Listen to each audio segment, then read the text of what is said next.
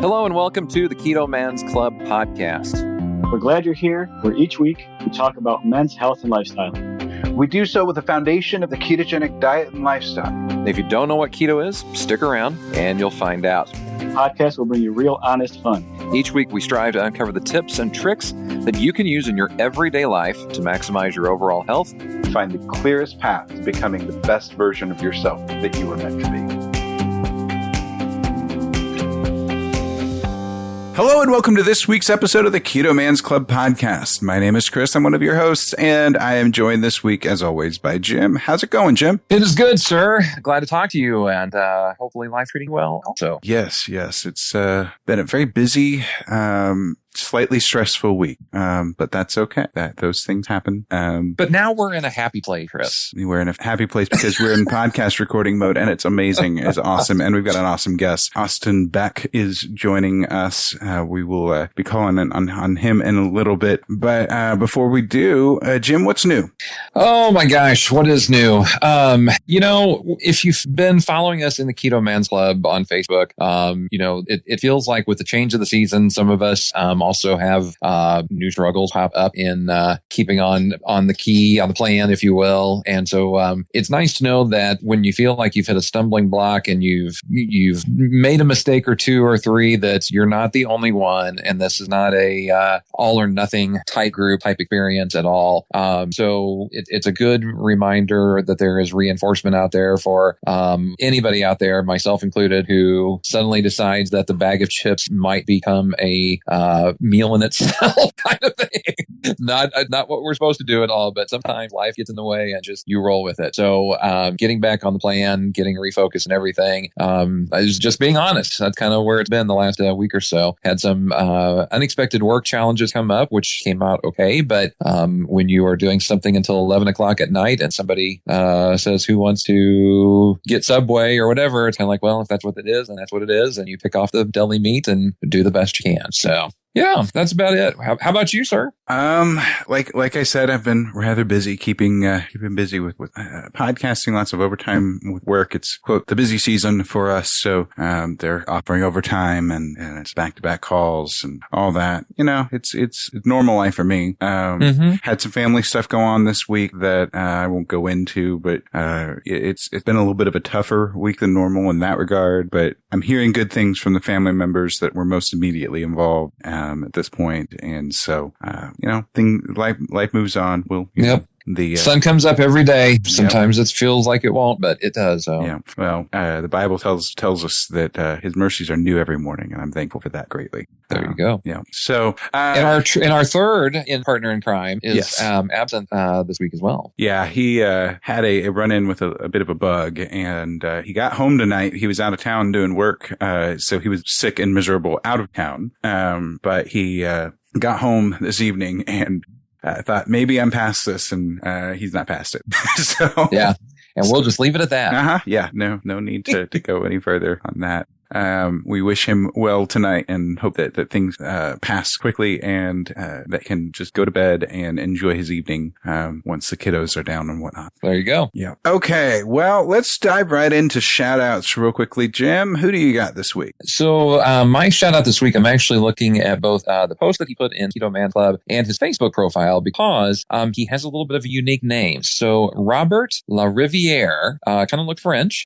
He is one of our newer members. He's from New Orleans, and he posted a photo up in early October of his before photo, so to speak, at 292, and he's now down to 227. Now, accomplishment number one is that, 70 some pounds or whatever that he's lost. So that's great. What's unique though about this is that it looks like he has one of those 1990s Blockbuster cardboard cutouts of himself that he's posed next to. Mm-hmm. And somebody even commented in the post, like, really, did you get a cardboard cutout of yourself? So Robert is actually an actor, and he has to do full body photos he wrote for auditions and things like that. So he would just basically Photoshop one of those photos of him going for a role, and then the current photo, so to speak. Yeah. And noticeable change for sure. Very similar pose and everything.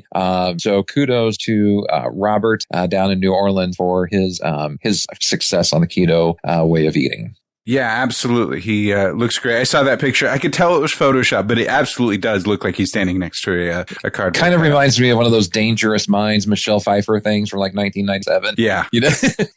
So how about you, sir? The person I am going to call out is Taylor Selix. He posted in mid-September, so this is a little while ago, but he said it'd been 6 months to the day since I started keto. Start weight was 395. Current weight is 275. So in 6 months, he went down. It's a lot. 120 pounds if I'm doing my head math right. It's a lot, and he looks great. He's obviously in an active job. He's got the first picture where he's like doing construction work, and the next picture he's wearing work boots and whatnot. So he's more than likely a construction person of some sort. So that probably helped him out a ton because he was very active. But this way of eating, he said, was really is just becoming a way of life for me. I don't have a goal weight set. My plan is to keep going and just listen to my body, and then when it's time, learn to maintain the weight in keto. And that actually brings me to the topic that I wanted to talk about. But before look at you segueing like a professional. I didn't even mean to.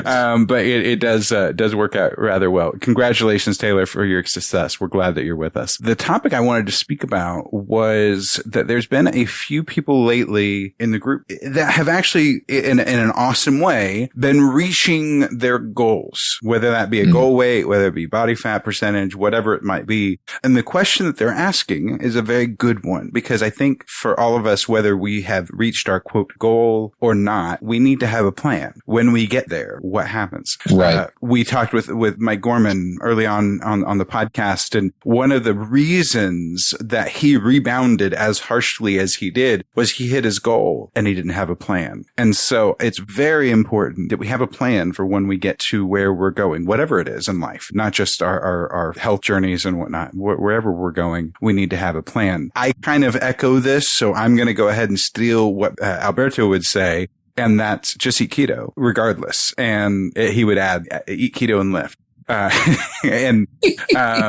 So I think that's a good way to go, because I think our bodies are self-regulating. You're not going to waste away to nothing. Now, I do think that for a lot of us, and I'm very definitely one of those people that aren't super physically active, or at least traditionally so, that have a higher fat to lean muscle mass ratio, those types of things, we probably need to make an effort to lift heavy and try to build that lean mass. And that means shifting, while still eating keto, shifting into eating in a caloric surplus and focusing that into adding lean mass. And so that for me, that's my tentative plan. Once I get to where I want to be as far as weight goes, I'm 5'8". I could probably be totally, I could get down eventually down to where I'm, stick figured and the 150s, 160s. I don't really want to, nor am I genetically built for that. I am built to have wide shoulders and all that type of stuff. So for me, I am more than likely the type that is going to be a larger dude, but I need to support that with my eating and make sure that I'm getting an adequate amount of protein and an adequate amount of fat to make sure that my body is using all of that, and to build itself and to have the energy that I need. Jim, what would your plan or what would your advice in that type of thing be?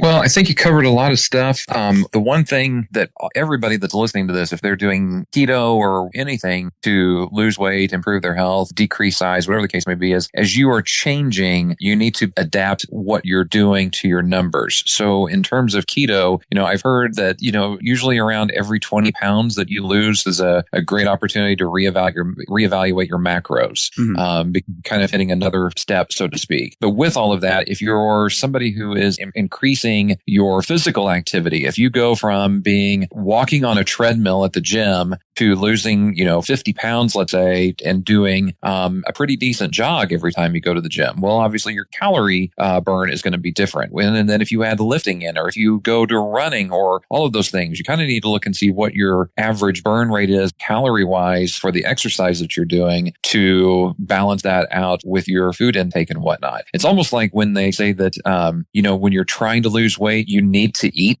because if you don't eat, your body may go into a starvation mode and hang on to everything as much as possible. Now, obviously, there's a lot more science to it than I am an expert at, but you need to consider all the different aspects of what you're doing as your weight changes to make sure that you are adjusting accordingly. So I think that's the only thing that I would add to what you shared a moment ago, Chris. Yeah, I absolutely agree. I think that's definitely something that's good, and try to use consistently the macro calculator that you're going to use, whatever it is. And that's another big discussion for another day. Is what one is the best for you? And the short answer, and we'll leave it at that. Is I will just add it's a common question, and it's also even drilling down into the foods that people eat, because it's not, if you get a salad, well, somebody may plug in a salad into the macros, but well, does it have grilled chicken? Does it have salad dressing? Does it have cheese? What kind of cheese? So all of these different things impact that stuff. So that is definitely a lengthy show topic for another day. Yeah, absolutely. That's a lot. Now, our guest here, he kind of has some background in all of this stuff. He's done some amazing stuff. So before we even dive into his story, Austin, what would you tell someone who's reached their goal or really close to about preparing for next steps and how they should react to getting to their goal weight? Yeah, absolutely. Well, first off, thanks for having me on. I'm actually really stoked to actually be a part of this. So I appreciate that information. I appreciate your guys' answers. Actually, you guys both that really hit a lot of it like right on the head. For me personally, if somebody was to say, well, hey, I've hit my goals and now I don't really know what to do, my first thing to tell them is that, well, you've hit a goal. The day that we stop setting any kind of goals in life should be when we're retired and ready to die. Like we're always going to have some kind of goal, whether it's a personal health goal, whether it's going to be a career goal, whether it's a family goal, we're always going to have some type of goal, right? So really the way to look at it is I've hit this goal that I had already set for myself. What I want to know is now, what's my next goal? And that is going to lead them to the answer. Because, for example, for me, I was, morbidly obese, nearly died in my sleep from sleep apnea. I knew that I needed to change some things to lose weight and get healthy. So I dropped 75 pounds, I got healthy, and then I was kind of at that point where I'm like, well, cool, I lost all this weight. What am I interested in now? And for me personally, just from the aspect of losing weight and getting healthier and getting more into the gym life, I was like, I really like this powerlifting thing. Like it's fun to feel strong. So my new goals became, what do I need to do to accomplish getting stronger at powerlifting? So if somebody tells me, hey, I've reached my goal and now what do I do? Well, then what's your next goal? Yeah, absolutely. I think that's it exactly. I think if we, I'll quote the scripture just because it's the wisdom of it is so good, but without vision, the people perish. Another way of thinking about vision is goals, a mindset, a place, a direction. And so, yeah, I think that's absolutely spot on. Without a plan, you're set to fail. So, Austin, that was awesome. Thank you for that. And so let's rewind a little bit now that we've already pulled some stuff out of you, and let's start at the beginning, like what we normally do with our guests, and have you tell us who you are, what your background is growing up, lead us into your health journey, and we'll go from there. Yeah, sure. I'll give the Cliff Notes version, so it's not too long of a story. Basically, I grew up. I was pretty much overweight since I was a kid. I grew up in a small town where it was a small southern town, South Carolina, and everything was food and eating. I was very much of a recluse of a kid, so I probably partook in the joys of food a little too much and video games, and not a very active lifestyle. It wasn't until probably about my 20s that I decided that I kind of wanted to make some health changes, and I started with all the fad diets and all the pills and all the bull crap that doesn't work, right? And of course I was like, oh, like none of this is working, then I guess I'm just going to be fat forever. It wasn't really until I had literally nearly died in my sleep from sleep apnea, and I fell on the floor. If I had not fallen on the floor and actually burst oxygen back into my lungs, I probably would not have been here to this day. So that's what I've been calling my literal wake-up call. It was a literal wake-up call where I was like, I can't live like this, and didn't really quite know where to start started with just calorie restriction, doing some basic exercise stuff at home. Through all this, I've always had that research mind. I'm a science major, so for like at the time, I wasn't really doing much as far as school career goes, but I was really big into science stuff. So I did a little bit of research, kept finding stuff about how fat versus carbohydrates work with the body. And contrary to popular belief at the time, everything kept going back to fat, which I was like, well, that doesn't make a whole lot of sense because fat's what makes you fat, right? So it really wasn't until my dad got diagnosed with leukemia and I really delved more into the research aspect, and I kept finding, again, things about lower carbohydrate, higher fat diets. And this was really before keto was a buzzword. That's kind of what got me interested in looking more towards this style of a diet. And as I incorporated more low carb stuff, I started noticing that I was not only losing weight, but I felt way better. I had better brain cognition. I used to suffer from chronic migraines, and eventually when I did more of a ketogenic diet, I actually was able to cure my chronic migraines. And just over time, I lost 75 pounds, got healthier, got leaner. And it was one of those things where we try to tell people, because people want to ask, people who've known you for all your life and they see that you're going through this weight loss transformation. The first question is always, well, how'd you do it? What's your secret? And then when you tell them that, well, I cut out all these carbohydrates. First question is, well, you can't cut out carbohydrates, right? Because nobody can cut out carbohydrates. You'll die. You'll be miserable. You won't like any of the foods you eat. And it was just fun seeing the disbelief on people's face when you say, no, actually, yeah, this is what I found that worked for me. I will say that nowadays I definitely do more of a dirty keto. So, if I want to have a beer every now and then, I'll have a beer. If I want to have a low carb tortilla wrap, I'll have a low carb tortilla wrap. But it's one of those things that it's definitely an eye opener seeing the transition from the life that I did lead and the food that I ate versus compared to now, and just the total 180 transition there. So let me ask, Austin, talking a little bit about your history and everything like that. Were you the heavy kid in the whole family? Did others have weight issues at all, or what was your family dynamic like when you were growing up? Oh no, so I was definitely the heavy kid. It was only really my mother, my sister, and my father, and myself, and I was the heavy kid. And my mom was one of those kind where she just cared about loving her kid and making sure her kid's happy. So if I wanted to eat, 2 personal pan pizzas by myself in one sitting, she let me. Not her fault at all. I just didn't have the willpower back then, and she wanted to make sure that I was happy. My sister was always thin. My mother was always thin. My father was always fairly thin. I was definitely the oddball out. And a lot of that just came from food addiction, in the sense of, now I won't say that I had an actual like addiction in the sense of people who might suffer from something a little bit more than what I did. Mine was just that I like the taste of food and I love shoving food in mouth. I don't know if I consider that an actual addiction, but it was just one of those things that I'm like, this is tasty. I want it in my mouth. There I go. Right.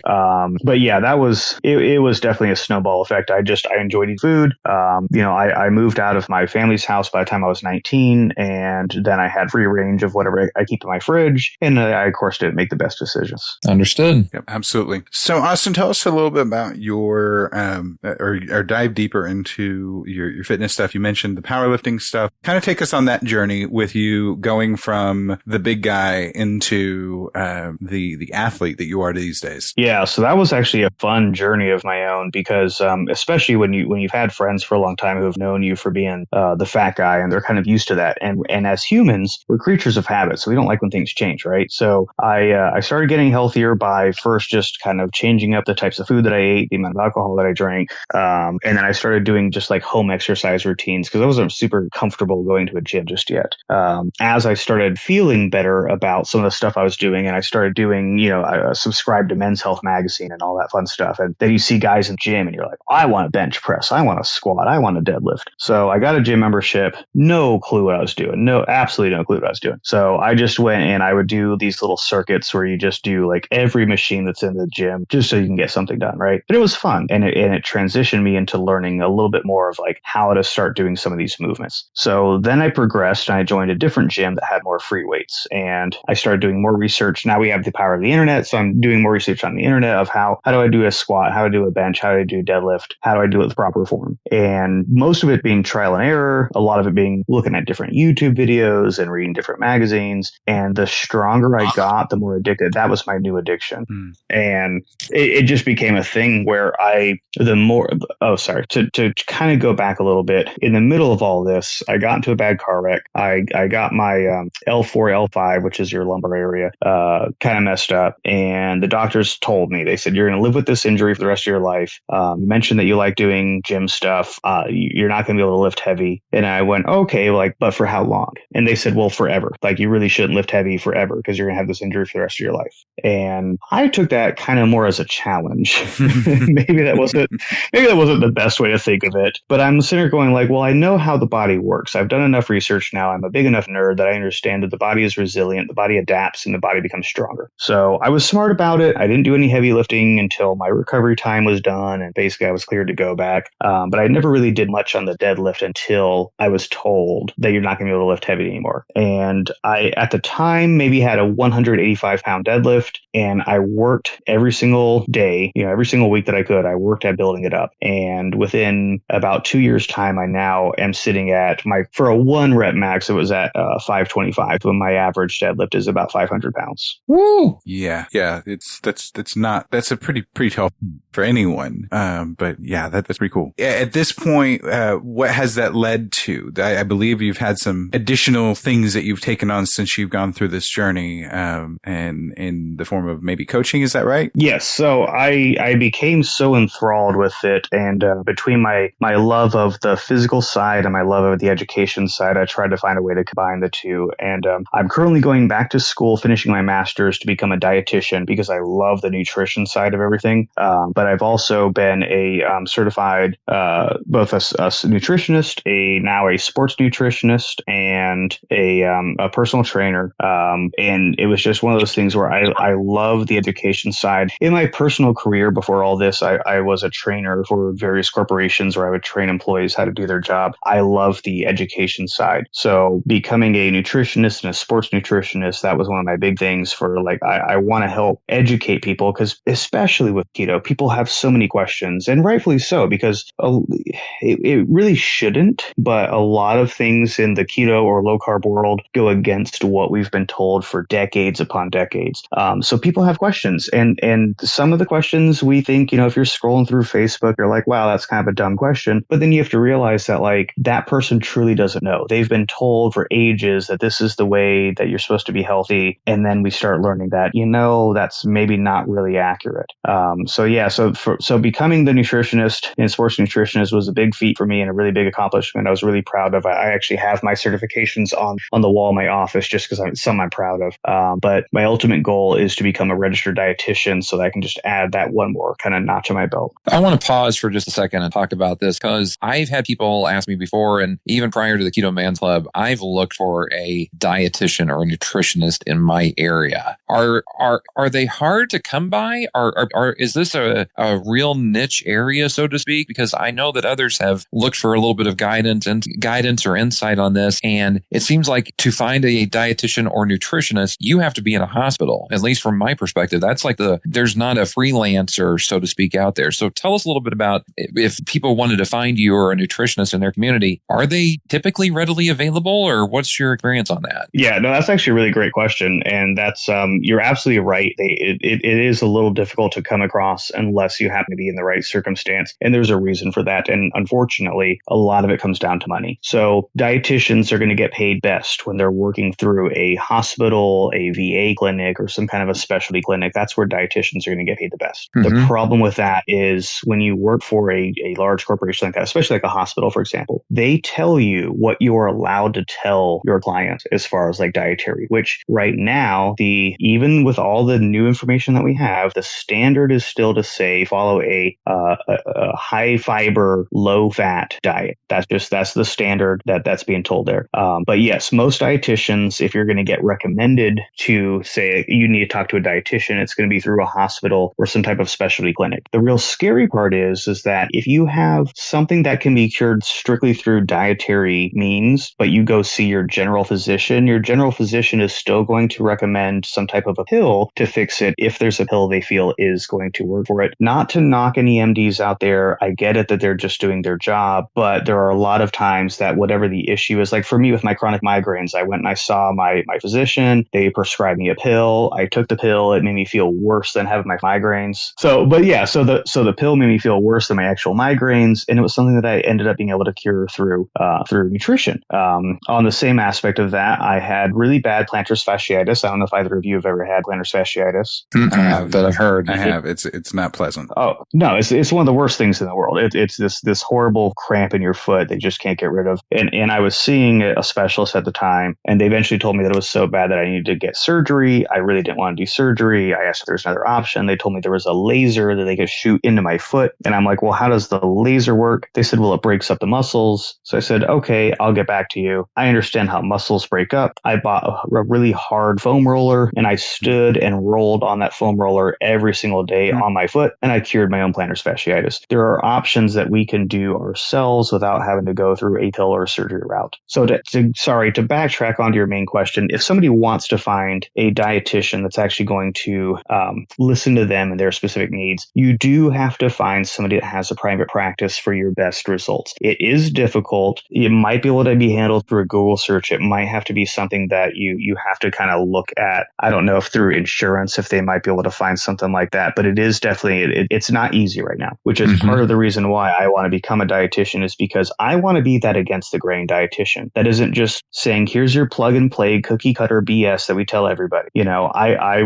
after losing my father through cancer and seeing the, in my opinion, mistakes that his dietitian made, such as somebody who has cancer telling him to eat twice the amount of glucose, knowing that cancer thrives off of glucose, made no sense to me. So there's little things like that I feel like we need more dietitians to go against the grain. I appreciate it. Well, I think one thing that I wanted to ask about, talking about your weight loss, another question, comment, thought that comes up regularly in the group is the food versus the workout, so to speak. You know, and some people have that idea of, I can bust my tail in the gym and burn 1,500 calories and then walk out and get a double cheeseburger, fries, and a Diet Coke, and I've done the right thing, kind of thing. So how did you find your balance in the way you ate versus what you were doing in a gym to be successful in getting to where you're at physically now? Yeah, no, that's a great question. I've actually had my own trial and error with that, and not on purpose, but I feel like sometimes those are the best trial and errors. So when I first started losing weight, I was not a huge fan of exercise, right? Most people who are heavy set are not a big fan of exercise because it hurts. It's hard. Your heart's pounding. You're not used to this, right? So it's uncomfortable. As humans, we want to be in a comfort zone. So I started out with just doing the diet portion of it and lost a decent bit of weight. I eventually started adding in the physical exercise and noticed that the more I started doing some stuff, I enjoyed it, which on a scientific level, without nerding out too much, makes sense because as we exercise, we release endorphins and we get a little bit happier. So it was probably about when I started getting into that powerlifting mode that I'm starting to watch some of these, strong men and powerlifters that are either on YouTube or the big names that you have out there. And I'm like, oh, like these guys eat tons of calories and they don't care about what they eat. They just eat whatever they want and they still have strength. And I didn't quite get to that same level as them eating, 5,000 calories plus a day, but I started to not care about so much what I ate because I told myself, well, I'm in the gym, I'm doing stuff, I'm supporting my goals, so it'll be fine. And then I started to realize that kind of felt like crap. I wasn't losing weight anymore. I might have had a little bit more strength, but was that really from the food or was that just from consistent training? So in reality, if you're eating like crap, you're not going to see the results that you want. It is a balance. And, people come up with catchy things that say like, okay, it's, 75% diet and 25% or whatever it is of the workout. And there's, statistics. I've taken statistics classes. It's all made up bull crap of how you want to fit your narrative, and that's fine. But it is definitely a balance. You cannot, if your goal is weight loss especially, you can't just eat whatever you want and think that you can go and outdo it in the gym unless you happen to have literally zero life and you can spend 6 hours a day in the gym. Yeah, that's been my largest problem with a lot of these. Well, I won't say a lot of these guys. I've observed that there are some guys that have made a massive life change in their losing huge amounts of weight, and they're killing it every day. But all they do, and these are YouTubers, of course, so all they do is go to the gym, record podcasts, and post to YouTube. Yep, I work exactly. A 40+ hour week or a 40+ hour, hour job and have stuff on the side and have a wife. I have all this stuff going on. I can't spend 2 or 3 hours of my day doing 2 or 3 workout of the days at the CrossFit gym. Exactly. And I will, from my perspective, about 8-9 years ago, I participated in a local, fitness boot camp that was, I think, 8 or 10 weeks long. And you kept changing your diet every 2 weeks and more and more. And I ultimately lost like 45 pounds. And I was doing wall crawlers all kinds of crazy workouts, stuff like that. And at my peak, I was almost like 1,100 minutes a week in the gym, which basically accounted to 5 to 6 days a week, mornings and nights,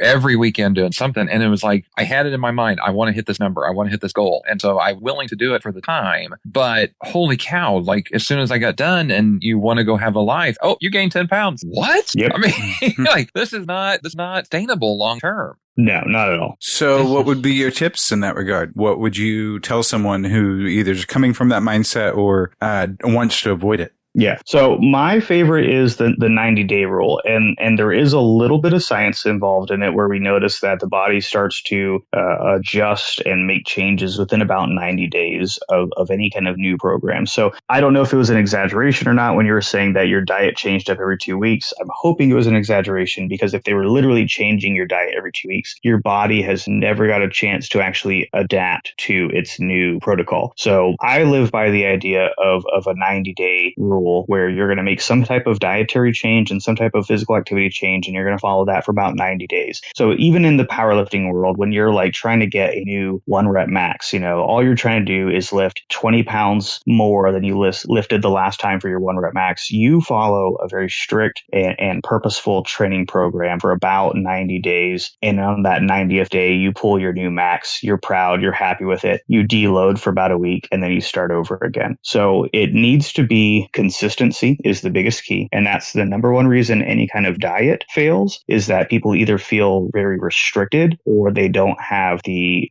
simplicity to just follow the program for that amount of time. And sometimes it's both. If you don't enjoy the program that you're doing, you don't want to follow it for a long enough time to actually have it work. I actually had a client one time who I made a 30-day plan, and I said we're going to do 3 30-day plans. So we're going to change it up, every amount, and then so it'll be a total of a 90-day plan. And she was getting upset after 3 weeks. She was like, I'm not seeing any progress. I asked her if she's been following the meal plan and the exercise plan. She says, well, this day I cheated and this day and all these excuses come out, right? And I'm trying to be nice. And I say, well, hey, for the next 30 days, follow the plan to the T and we'll see if we see any results. And this just repeated of the excuses of I'm not seeing any changes. I ask her, have you been following the plan? She says, no. I try saying, what can I do different to help you follow this plan? And then, oh, well, there's this going on, there's that going on, there's this going on. And it got to the point where I started to realize that unfortunately, this is just somebody who doesn't like to follow a structure. And if you want to see any major change, again, it doesn't even have to be diet related. If you want to see a change in your family life, if you have something you need to work on in your career, anything, it's going to take more than a week or two to be able to see any real results.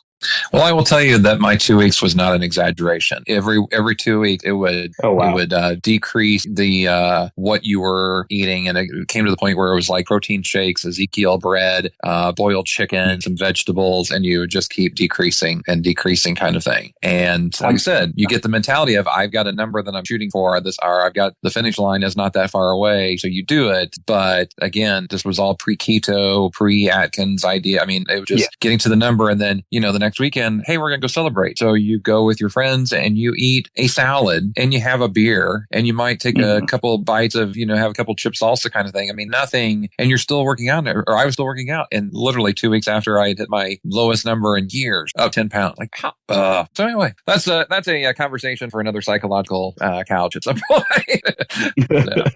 So one of the things that I see in our group and hear from different people about fitness, weight loss, and everything is how you measure your physical health, so to speak, because you'll see men who have what appears to be a great physical form. They work out a lot, they're built and all that other stuff, but they may have a higher body mass index or something like that. Or there's all these different factors out there. So with your experienced dietitian, nutrition and whatnot, how do you help people understand where their optimal physical health is in terms of those numbers? Because not everybody is built to be 5'10", 170. I mean, there's going to be be variations on all of that. So how do you help people find that target, that goal? Yeah. So yeah, exactly. So really, if we wanted to look at the meat and potatoes of it, so to speak, it's the your potatoes. body You fat. said a bad word. I said a Meat bad and word. turnips. Edit that out, Chris. We can't have that. I meant to say the jicama. Yes, jicama. Obviously.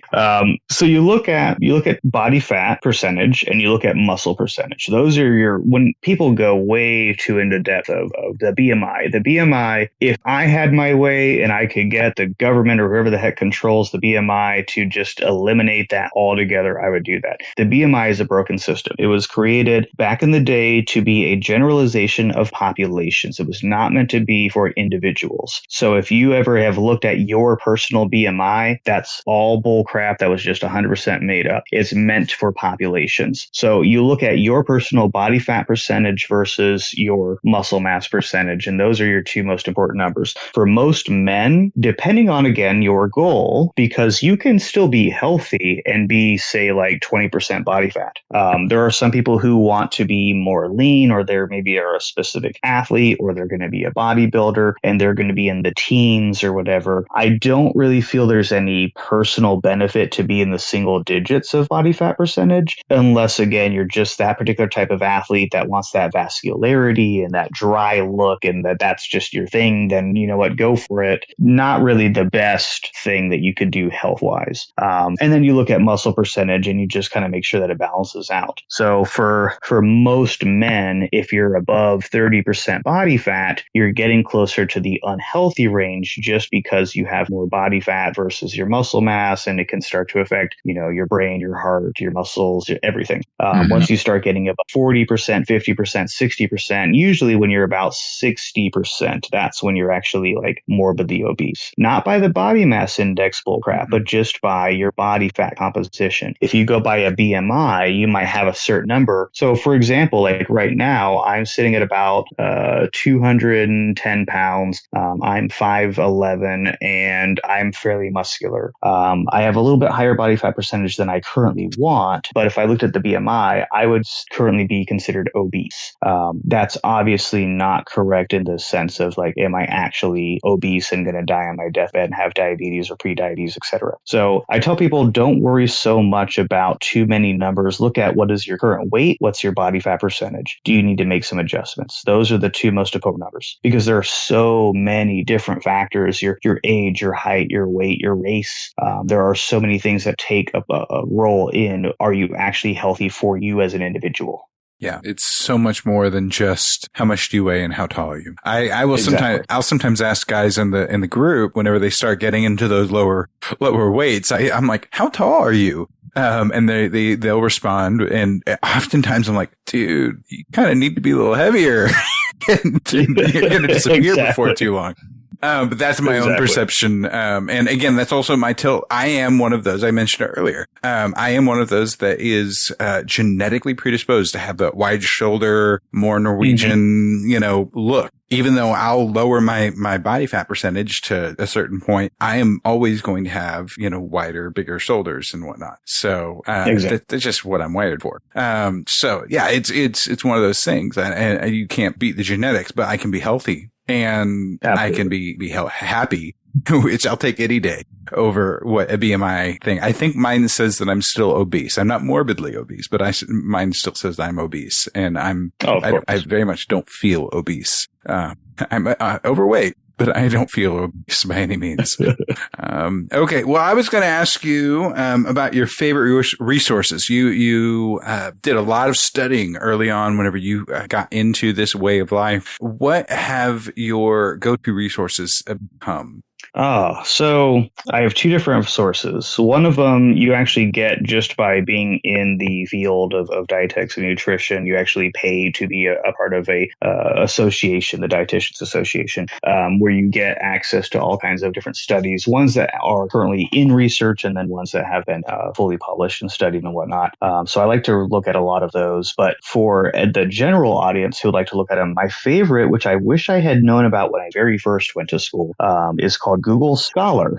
So everyone likes to go to Google for everything, but if you go to googlescholar.com and you search for whatever you're looking for, it provides only credible, reviewed, peer-reviewed, published, etc., scholarly articles. So if you're like curious on, well, how do ketones affect the brain? If you go to Google Scholar, it's not going to give you any of these. Here's somebody's blog post. Here's a little snippet somebody put on because they're trying to sell a special product. It'll give you the unbiased information. Now, granted, every research article might have a little bias. What I tell people is if you're looking at a research article and you're curious about bias, scroll all the way to the bottom. They have to legally post if there's any type of bias or if there could be any type of influence. So they can say this study was paid for by such and such company. So you can always find that information to see if there is any kind of bias one way or the other.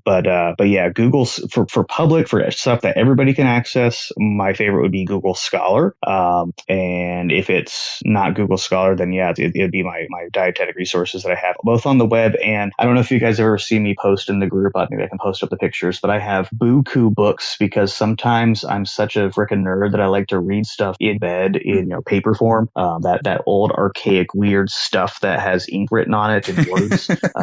I have so many of these different books that I like to just kind of look at things. And it's fun to read between the lines because since a ketogenic diet is not super popular right now, you can still find little things that you'll see little hints of, beta hydroxybutyrate or ketone this or ketone that or ketone blood levels. And you start to kind of read between lines and you can see, oh, okay. So you're saying that was how I first found out that fat provides 4 times the amount of energy as carbohydrates. So when these big bodybuilder guys tell me that, oh, you have to have carbs to have any energy, I say, well, actually, because science. Mm-hmm. Because science. So I want to ask one final question here, Austin, before we start wrapping up. With the coaching ideas and all these different things, tell me, give me one thing or two if you want. I don't know. What makes a good a person easy to coach? What should people do to achieve the success that you as a coach could provide? Because I know a lot of people think, oh, I can do this on my own or whatever. Excuse me. And they hit all these roadblocks and whatnot. So how do you make somebody coachable, if you will?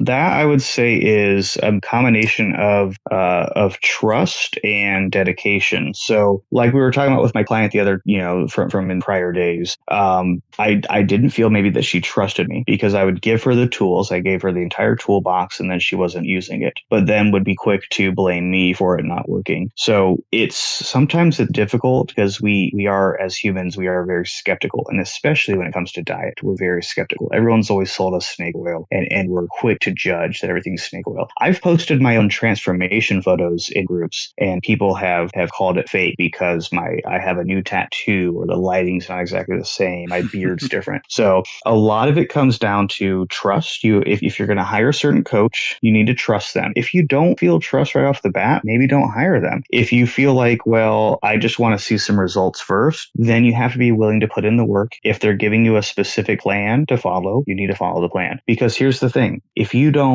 you're following directions on a GPS and you take a left when it says to go right because your gut instinct tells you maybe you should go left and then you get lost, you can't blame the GPS. You have to trust and you have to follow the directions. The difference is that a good coach will acknowledge any type of either mistakes or any like, hey, maybe this isn't working for you and will make adjustments as needed. That's the most important part on the coach's side of my aspect. And that's what I like to do as a coach myself is that I will follow the progress. I will give you the tools. If we're not seeing the progress we want, we're going to make some changes. That's, I think, also where the trust kind of comes in is that they understand that you're looking at me as an individual. You're not just, copy and pasting some bull crap. Yeah. Okay. Good stuff. Good stuff. Okay. So we always ask everybody, and the prerequisite is everybody's favorite meal is steak. So that's not on the table. You can't say steak. But outside of steak, what's your favorite ketogenic based meal?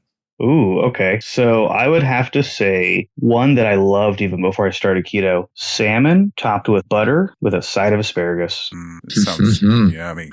Yeah, that's a good one. simple, delicious. And what's funny is I love that I put the butter on there before I was even doing keto. And back then I was like, oh, this part isn't healthy, but you know what? Screw it. It's mostly healthy, right? And then little did I know. Little did you know, young man. And one other thing, Austin, where are you in the world? Where are you based? So I am currently in Gainesville, Florida. I've lived in Florida now for about 10 years. I was in Tampa, Florida before that. I grew up Army household, so I traveled a good bit. But yeah, I've been in Florida for about 10 years now, and been in Gainesville, Florida to finish up school for only about a year. Okay, just curious. So how are you able to practice on any level currently, or are you having to wait before you are able to really launch your practice? So the benefit about me becoming a certified nutritionist and sports nutritionist is that the only real difference between a nutritionist and a dietitian is that a dietitian deals usually more with people who have actual illnesses, and so you can handle it on a more medical level, and you have a very specific certification and registration, and you have to actually be accredited by the Registered Dietitian Nutritionist Foundation. So as a sports nutritionist, though, and general nutritionist, I can still do all of the nutrition side. I just can't give medical advice. That's the only difference. Cool. So you're able to even do that currently then with the certification level that you currently have, and you're continuing to pursue higher levels, but you're able to practice. So how can people get in contact with you if they want to pursue your services, find out more about you, follow your journey, all of that? Yeah, absolutely. So if they're already in the Keto Man's group, and if you're not, you need to be, but they can just find me. I post all the time. Just find Austin Beck, search for me in the group, whatever. You can follow me on Instagram. I'm under keto.powerbuilder. I have a YouTube channel that doesn't have a whole lot of information, but I'm trying to slowly vamp that up. But that's, again, just Keto Power Builder. Those are the best ways to contact me. I don't know if you want my email address, but I give that out. If you want to, whatever you want to put out there. Yeah, sure. So it's just austin.beckfit, so austin.beckfit@gmail.com. Awesome. Well, it's been great getting to have you on, Jim. Any parting shots? First round of podcasting, you did very nicely, sir. We give you the seal of approval. Well, thank you. I appreciate you guys having me. Absolutely. No problem. Okay, well, that's it for me, and as well. Thank you so much for being here. To our listeners, just a quick reminder: if you haven't, or if you have a new opinion that you would like to share about our podcast, please leave a comment, a review on Apple Podcasts or on whatever platform you're on. If it allows you to leave a rating or a review, those help us out so very much. Share this with someone who you think might be benefited by its content. We want to get out there and help as many people as we possibly can. Mm-hmm. We have our socials on our website at theketomansclub.com, and you can follow our group Instagram at Keto Man's Club Podcast on Instagram, as well as our Facebook page that you can get through our website that will allow you to kind of follow us on Facebook the same way that you would on Instagram, with updates about the podcast when episodes are coming out. That shakes around every now and again, depending on what life is doing for me. So I try to make sure that I have it out consistently, but things change from time to time, and some things have to give, unfortunately. So I post as consistently as I can with that. But with that being said, you can use our website to get in contact with us. I am at Duckman Keto on Instagram. Jim? Mine is Jim Inman JR. And then our third in the party, Alberto, is all one word, the Keto Cholo. So you can find him there on Instagram. Well, that's pretty much it for this week. Until next week, make sure to eat meat, lift heavy, sleep, and repeat. Thank you for joining us for the Keto Man's Club podcast. Your support means the world to us. Don't forget to subscribe so you don't miss an episode. Would you help us spread the word about the Keto Man's Club by sharing with your friends and family? We're available on all podcast platforms, so just search for Keto Man's Club and you'll find us. If you would like to connect with us, you can do so a number of ways. Our web address leads to our Facebook group, theketomansclub.com. That's TheKeto mansclub.com. You can also follow us on Instagram at Keto Man's Club Podcast. Lastly, if you have any comments or questions, feel free to reach out via email to ketomansclubpodcast@gmail.com. Thank you again for joining us today, and we look forward to hanging out with you again next week.